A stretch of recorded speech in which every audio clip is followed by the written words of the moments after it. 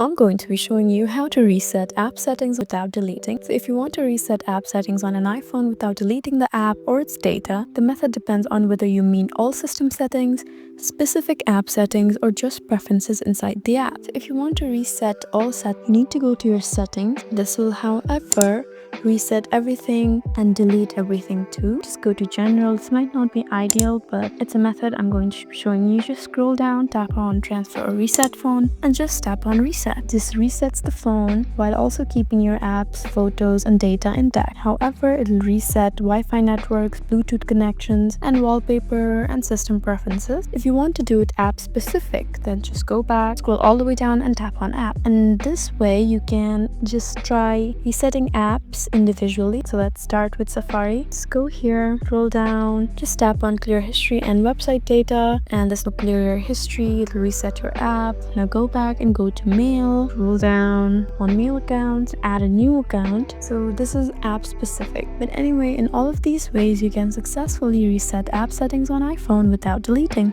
I hope this video was helpful for you. Please leave us a like and drop us a comment down below, and we'll see you again in our next video. Thank you for watching.